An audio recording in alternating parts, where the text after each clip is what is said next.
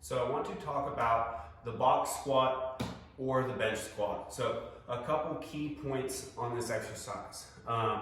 First of all, the main point is that you are going to sit all the way onto the bench or the box, let it take your weight, and then stand back up, all right? So we're not merely squatting to touch it and come back up. We want to find the box, sit, stand back up, all right? Point number two, when we're using this implement in the squat, what we want to do is create a more vertical shin as we squat. That will have us farther back on our heels and it will better load the posterior area in here, which is the whole point of using this box squat right now. It's going to give you something to sit back into, let you work your squat back and up. So notice the angle of my shin when I go into these reps. All right, I'm not squatting like this with my knee way past my toe. That's a quad dominant squat. What we want to do is bring this angle here.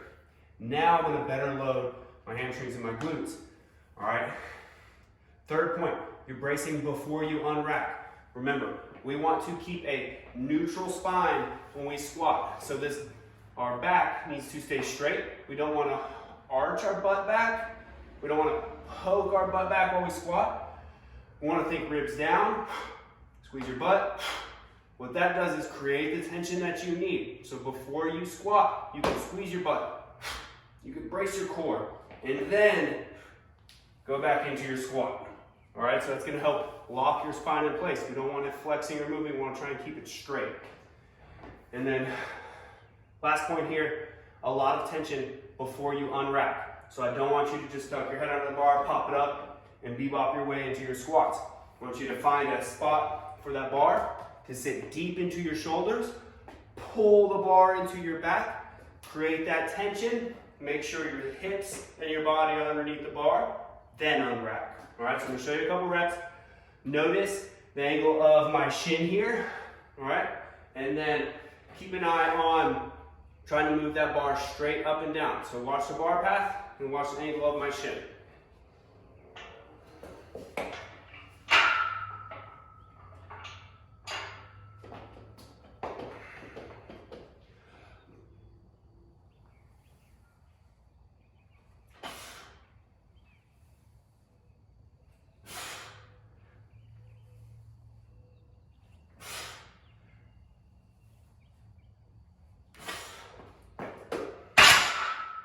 Couple of other key points during this movement, right?